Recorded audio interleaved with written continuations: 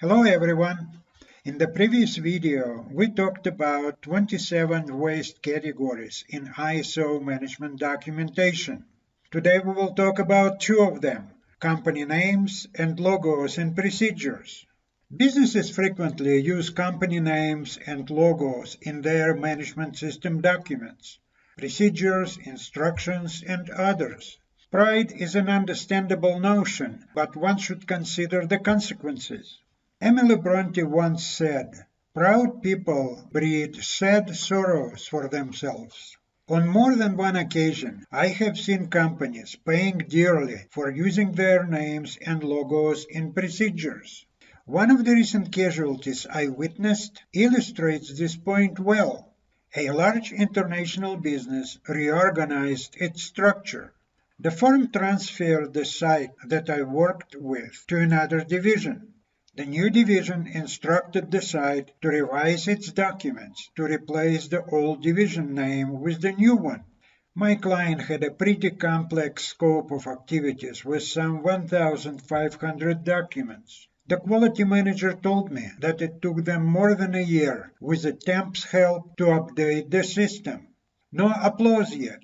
6 months later, the site was a victim of yet another restructuring. The solution is simple. If the business identified itself in procedures as the company or the organization instead of its name, it would not have wasted thousands of dollars on such monkey work. Here is another example of a proud owner. Once a business owner told me that he didn't care if company logos didn't add value to procedures. I want them, I am not selling my business or changing its name. When I retire, he continued, I will not care about all these procedures.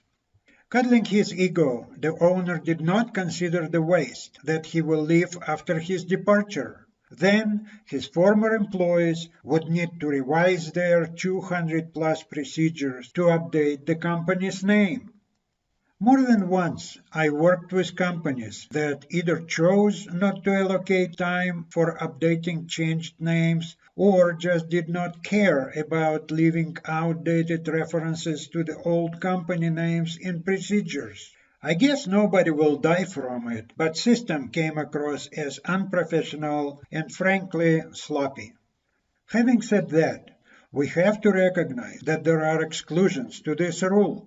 There are documents where the business name is essential. These documents are the quality or business manual when available to the interested parties or used as marketing material, quality, environmental, or other policies for sharing with external entities, other documents that have to reflect corporate identity, including contracts, purchase orders, quotes, customer surveys, and others.